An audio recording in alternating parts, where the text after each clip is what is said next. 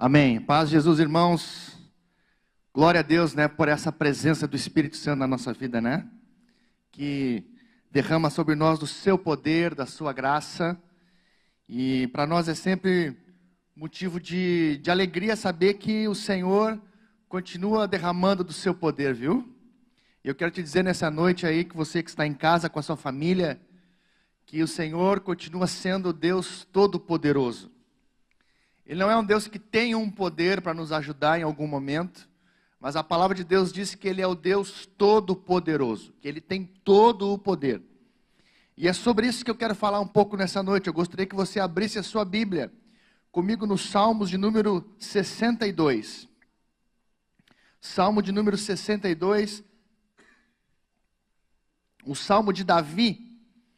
Vamos ler aqui algo que o Espírito Santo tem ministrado no nosso coração, nós queremos compartilhar contigo nessa noite. Diz assim: somente em Deus a minha alma espera silenciosa, dele vem a minha salvação, só Ele é a minha rocha, a minha salvação e o meu refúgio, não serei muito abalado. Até quando vocês atacarão um homem, todos vocês para o derrubarem, como se fosse uma parede pendida ou um muro prestes a cair? Só pensam em derrubá-lo da sua dignidade. Eles se alegram na mentira, de boca bendizem, porém no interior maldizem. Somente em Deus a minha alma espera silenciosa, porque dele vem a minha esperança.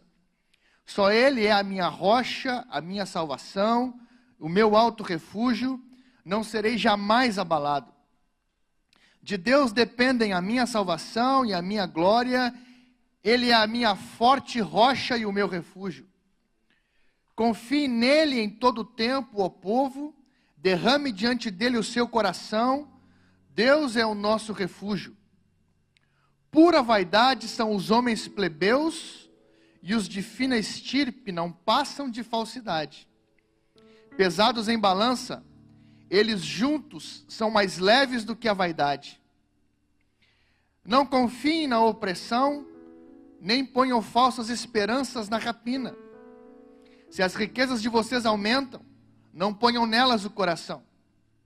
Uma vez Deus falou, 2 vezes ouvi isto, que o poder pertence a Deus. E a ti, Senhor, pertence a graça, pois a cada um retribuis segundo as suas obras. Sabe, irmãos, quando nós olhamos para os Salmos, na grande maioria deles, principalmente naqueles salmos que Davi escreveu, como esse, o que nós precisamos entender é que há uma expressão da alma do homem, de sentimentos, de momentos que esses autores estavam escrevendo, e a maneira como eles expressavam as fases e os momentos das suas vidas, eram através dos salmos, poesias, algumas escritas para serem musicadas, muitas outras apenas contando episódios da história de Israel, mas o fato é que na grande maioria, aqui há um componente de expressão do estado de ânimo do autor, que está influenciado por um determinado momento da sua vida. Nesse caso aqui, o rei Davi, ele está passando por um dos momentos mais conflituosos do seu reinado. O contexto histórico nos mostra que Davi estava cercado de inimigos por todos os lados, nações estrangeiras e até mesmo dentro do seu círculo mais próximo no reinado, havia ali conflitos, haviam ali inimigos. E o que nós vemos aqui, irmãos, é uma expressão de um homem que conhecia o Senhor. E quando nós falamos aqui a respeito desse poder de Deus, e nós estamos vivendo um tempo muito difícil em todos os lugares, e com certeza nós poderíamos ficar aqui muito tempo discorrendo sobre como esse tempo difícil que nós estamos vivendo pode interferir no nosso ânimo, e nos levar a lugares de angústias, de depressão, ou de qualquer outro sentimento de tristeza, pelas limitações, pela falta de trabalho, ou pelas restrições que todos nós estamos submetidos. E o que tem acontecido ultimamente é um foco muito grande nesses tipos de problemas que nós estamos vendo. Agora o que eu quero chamar a sua atenção nessa noite é para algo que Davi traz aqui à luz nesse texto. Em nenhum momento Davi, ele esconde o momento difícil que ele está passando. Em nenhum momento Davi, ele nega o estado de perseguição dos seus inimigos que ele está vivendo. Agora o que Davi faz aqui, meus irmãos, e é sobre isso que eu quero trazer o seu coração nessa noite para um lugar espiritual, é que Davi está falando a respeito de quem é o seu Deus, e de como que ele consegue, diante desse momento difícil da sua vida, ter a sua alma, ter o seu coração confiante em Deus. E no último versículo aqui que nós lemos, a partir do verso 11, ele vai dizer o seguinte: o poder pertence a Deus, a Ele pertence a graça, e Ele retribui a cada um segundo as suas obras. Essas três declarações que ele faz aqui no final são a peça-chave para que a gente possa compreender aquilo que Deus está falando aqui para nós nessa noite.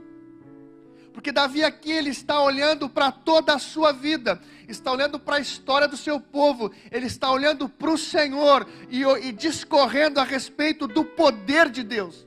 E a primeira coisa que eu quero falar nessa noite é que o nosso Deus é um Deus todo-poderoso. E não importa o momento difícil, as circunstâncias difíceis que estamos vivendo, o nosso Deus é todo-poderoso. Amados, vamos olhar para a história da Bíblia, para aquilo que Deus fez, para os feitos poderosos de Deus na vida do seu povo. Deus é todo poderoso e com a sua mão poderosa resgatou o seu povo do Egito, com seus milagres, com seus sinais e maravilhas. Quando nós olhamos para o livro de Êxodo, a maneira como Deus escolhe Moisés, demonstrando todo o seu poder, naquela sarça que ardia e não se consumia, naquele cajado que se transformava em serpente, na maneira como Deus enviou as pragas contra o Egito, para de alguma forma, meus irmãos, demonstrar para aquele povo o seu poder. Um Deus que estava interessado em demonstrar todo o seu poder em favor do seu povo. E eu quero te dizer nessa noite que o nosso Deus quer demonstrar todo o seu poder em teu favor. Um Deus que abriu o mar e o seu povo passou a pés enxutos, diz a palavra de Deus. E alguns dizem que haviam mais de 3 milhões de pessoas atravessando aquele deserto. Um povo que durante 40 anos andou por um lugar de extrema sequidão, um deserto. E a palavra de Deus diz que os seus sapatos não se estragaram, que as suas roupas não ficaram poídas, que o povo não passou sede, que o povo não passou fome, porque Deus demonstrou o seu poder, enviando pão, brotando água da rocha. Um Deus que com o seu poder cuidou do seu povo. Um Deus que se levantou contra os inimigos de Israel. Quando o povo está entrando e conquistando a terra prometida. Um Deus que derrubou as muralhas de Jericó. Meus irmãos, quando você lê esse texto no livro de Josué, que tremendo isso! A Bíblia conta a história de uma mulher, Raabe, que ajudou os espias. E eles lhe fizeram uma promessa, um juramento, que se ela tivesse pendurado na sua janela um fio escarlate, toda a sua casa seria preservada. A Bíblia diz que todos os muros ruíram, menos aquele ponto do muro. Um Deus que cuida e que zela pela sua palavra. Um Deus que é todo poderoso.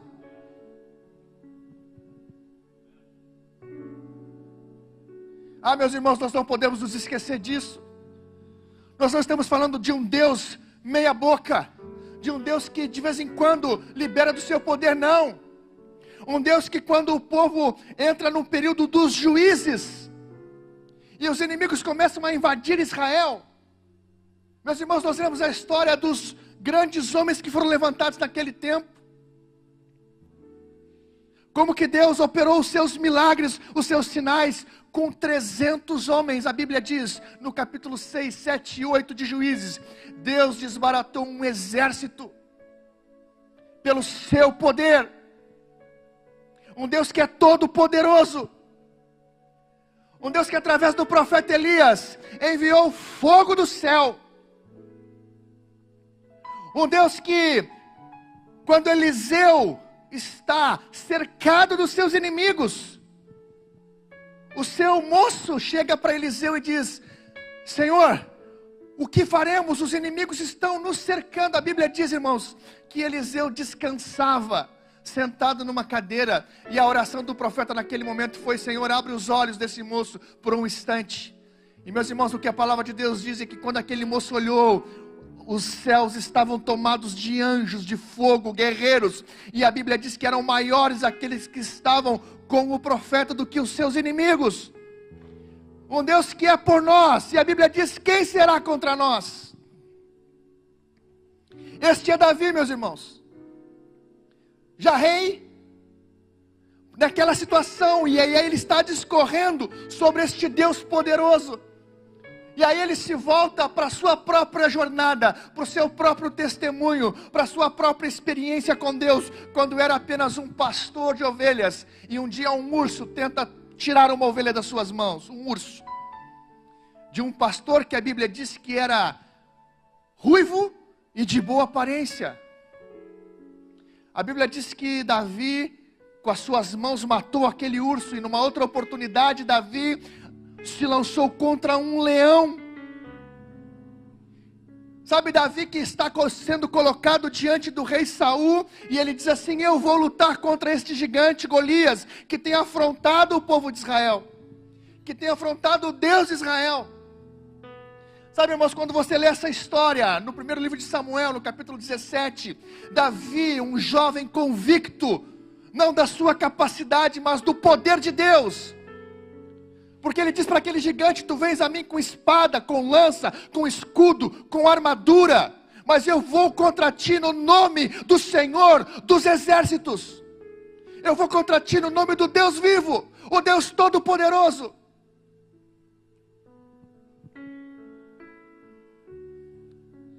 É disso que Davi está falando. E quando nós olhamos mais adiante para a história do povo de Israel, quantas circunstâncias nós vemos o povo em situações difíceis, e Deus se levantando com o seu poder para livrar Israel. Agora, meus irmãos, nós olhamos para a vida de Cristo, o Filho do Deus vivo, o Messias. E eu gostaria que você abrisse comigo a sua Bíblia em Romanos, capítulo 1.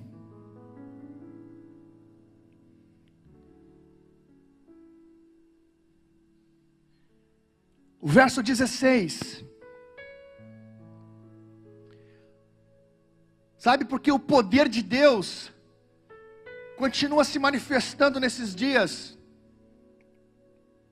E a Bíblia diz assim, Paulo falando: pois eu não me envergonho do Evangelho, porque o Evangelho é o poder de Deus para a salvação de todo aquele que crê. Sabe o que Paulo está dizendo? Que este poder de Deus é a boa notícia, que o poder de Deus é a notícia que chega para animar e para alegar o nosso coração. Este Evangelho que é a resposta de Deus à humanidade, que é Cristo.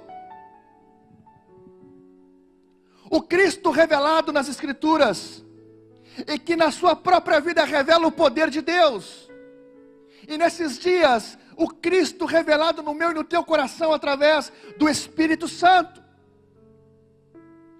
para nos trazer, irmãos, o entendimento de que o nosso Deus, Ele continua sendo o mesmo. Ele diz: eu sou o mesmo ontem, hoje, e eu serei eternamente. O nosso Deus, Ele não muda jamais. Ele jamais poderá ser mudado, modificado, manipulado. E se Ele revelou o seu poder ao longo da história, Ele continua revelando o seu poder nos nossos dias. Um Cristo que surge em Israel, um Jesus que os próprios discípulos quando estão no meio de uma tempestade no mar, e Jesus se levanta e repreende os ventos e a tempestade, eles dizem: quem é este que até os ventos lhe obedecem?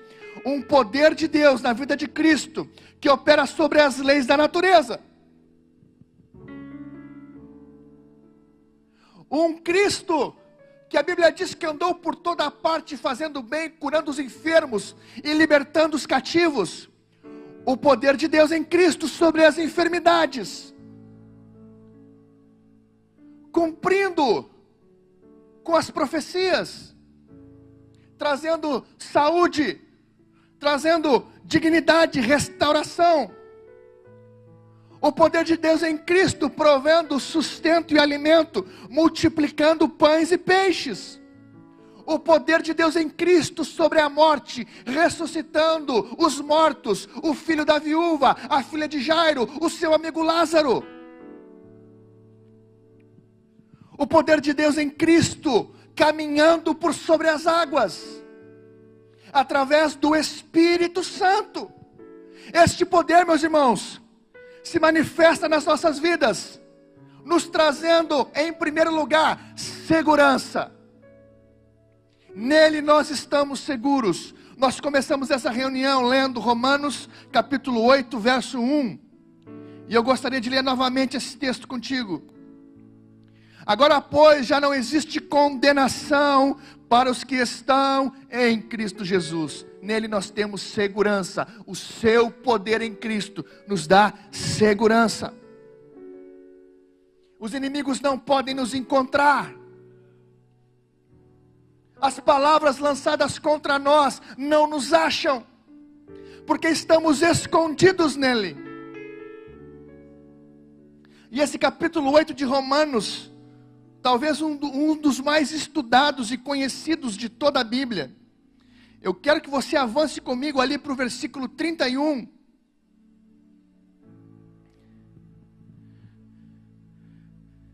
Porque a Bíblia diz assim, meus irmãos: que diremos então à vista dessas coisas? Se Deus é por nós, quem será contra nós? Sabe o que Paulo está questionando aqui, meus irmãos? Se nós estamos com aquele que é todo poderoso, se nós estamos nele, enraizados nele, radicados nele, na sua palavra, quem pode se levantar contra a nossa vida? Aquele que não poupou seu filho, mas por todos nós o entregou, será que não nos dará também graciosamente com ele todas as coisas? Quem tentará acusação contra os eleitos de Deus? É Deus quem os justifica. Quem os condenará? É Cristo quem morreu, ou antes, quem ressuscitou, está à destra e também intercede por nós.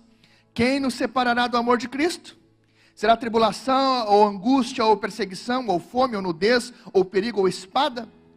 Sabe que perguntas são essas, meus irmãos? É quais serão aqueles inimigos que poderão, porventura, se lançar contra nós, na medida em que nós estamos cercados e colocados num lugar em Deus, que é o Todo-Poderoso. Não há, meus irmãos, não há palavra, não há sentimento, não há circunstâncias, não são notícias que podem tocar na nossa vida. O que Paulo está questionando é: se nós estamos com o Deus Todo-Poderoso dentro de nós, que é o Espírito Santo, será que alguém tem a ousadia capaz de se levantar contra nós? Como está escrito: por amor de ti estamos entregues à morte continuamente, porque fomos considerados como ovelhas para o matadouro.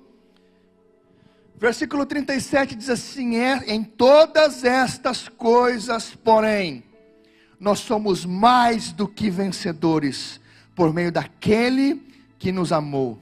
Porque eu estou bem certo que nem a vida, nem a morte, nem os anjos, nem os principados, nem as coisas do presente, nem do porvir, nem os poderes, nem a altura ou a profundidade, ou qualquer criatura poderá nos separar do amor de Deus, que está em Cristo Jesus, o nosso Senhor. O poder de Deus para a nossa vida hoje se revela no amor derramado em Cristo na cruz do Calvário.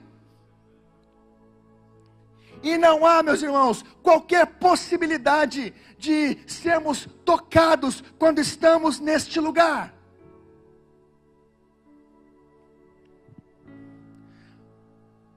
A impressão que eu tenho, e aí a gente precisa olhar para como que Davi se relacionava com Deus. A impressão, meus irmãos, que eu tenho no meu coração, pessoalmente falando, é que Davi, apesar de viver num tempo do Antigo Testamento, ele vivia numa dispensação do Espírito tal, na sua comunhão com Deus, na sua intimidade com Deus, que ele entendia dessas coisas. Porque ele está dizendo lá no Salmo que nós lemos exatamente a mesma coisa com outras palavras. Olha, este Deus, Ele é tão poderoso, Ele é tão grande, Ele está a nosso favor pelo seu amor derramado, que quando nós estamos cobertos, nada pode nos atingir. Então o nosso Deus, Ele tem todo o poder. E não tem apenas todo o poder, a Bíblia diz e nós lemos que Ele também é o Senhor de toda a graça. E quando nós estamos falando de graça, nós estamos falando de um ambiente, de um lugar, aonde nós não apenas somos salvos, a Bíblia diz, pela graça sois salvos mediante a fé. Isso não vem de vós, é dom de Deus. Mas também nós estamos falando de um lugar que nos fortalece. Paulo, escrevendo para Timóteo, na sua segunda carta, ele vai dizer o seguinte no capítulo 2: Tu, pois, filho meu, fortifique-se na graça que há em Cristo. Então a graça nos salva, a graça nos fortalece. Paulo escreve a Tito, no capítulo 2, verso 11, que a graça também nos ensina uma nova forma de viver. Agora tem um texto que eu gostaria de ler contigo, que está em João, Evangelho de João, capítulo 1. E o verso 16.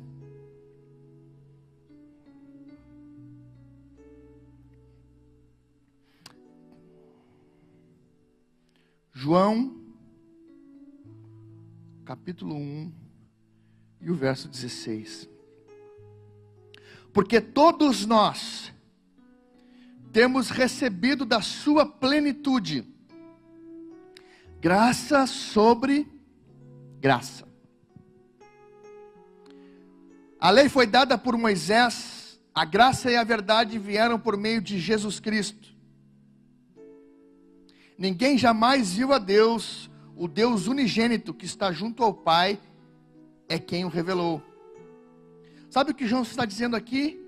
Que graça sobre graça nos foi derramado pelo Espírito de Jesus Cristo.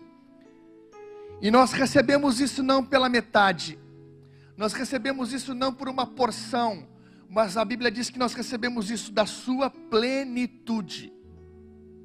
Essa palavra plenitude, ela tinha um significado muito específico no contexto do Império Romano.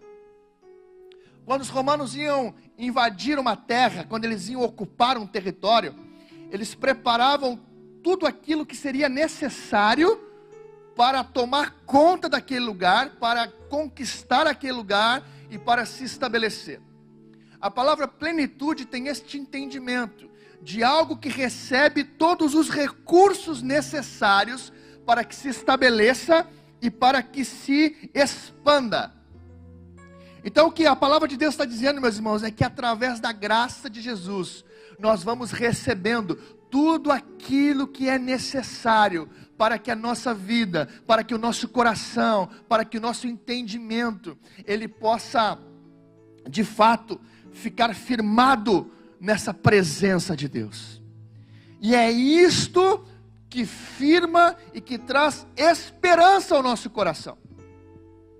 Sabe a esperança, meus irmãos, que nós temos, firmada na palavra de Deus, e a Bíblia diz lá em Hebreus, que a esperança é como a âncora da alma, é aquilo que firma, é aquilo que segura a nossa vida, quando as tempestades vêm. Ela precisa ter essa raiz na graça sobre graça, que recebemos da plenitude de Deus na nossa vida, em Cristo. Aí nós olhamos para Davi, no contexto que ele vivia, a confiança que ele expressa, meus irmãos. E ele começa dizendo, volte comigo lá para o Salmo de número 62.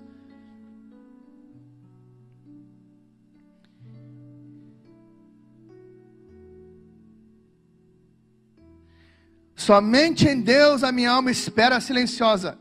Dele vem a minha salvação. Só Ele é a minha rocha, a minha salvação e o meu refúgio. É uma declaração de confiança, é uma declaração de fé. Ele está dizendo, olha, não importa o momento que eu estou vivendo, eu não quero olhar para o momento difícil, eu não quero olhar para as circunstâncias que estão ruins, eu não quero olhar para os desafios, eu quero olhar para aquele que é poderoso, que está sobre todas essas coisas. É um olhar, meus irmãos, que pelo Espírito Santo nessa noite eu quero que você entenda. Tira os teus olhos dos problemas. Sabe, às vezes a gente fica olhando só para os problemas, só para a notícia ruim, só para aquilo que é notícia de catástrofe.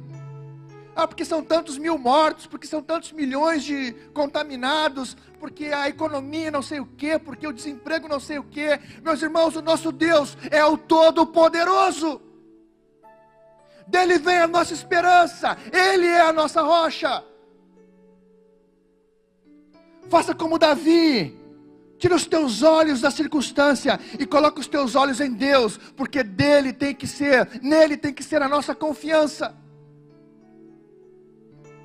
Ele diz assim, olha, não serei muito abalado.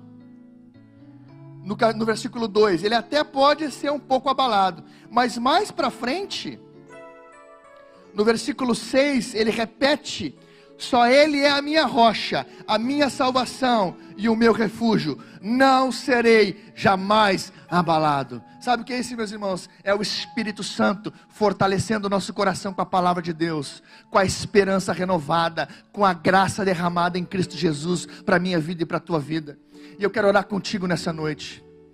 Quero chamar o pessoal do louvor aqui. Eu quero que você, nessa noite, você coloque os teus olhos em Deus. Não olha mais para o momento que você está vivendo. Sabe, às vezes as nossas circunstâncias, meus irmãos, nós olhamos e humanamente falando, talvez não tenha a mesma chance.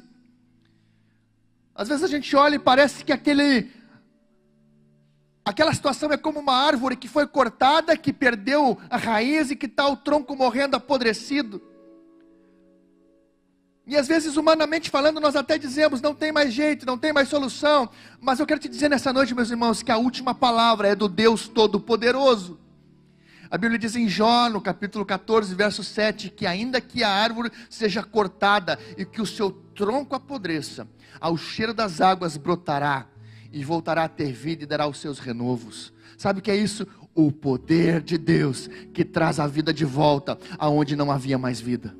O poder de Deus que traz novamente esperança, que traz novamente ânimo, que traz novamente alegria. E eu quero orar contigo nessa noite nesse sentido. Você que está aí na sua casa, coloca a mão no teu coração.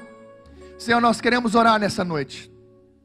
Como igreja, Pai, sabendo que, ainda que alguns de nós possam estar vivendo dias mais difíceis que outros, o Senhor continua sendo o mesmo. O Senhor continua sendo o Deus Todo-Poderoso. Contigo está todo o poder, contigo está toda a glória, Senhor. Contigo está toda a autoridade, Senhor.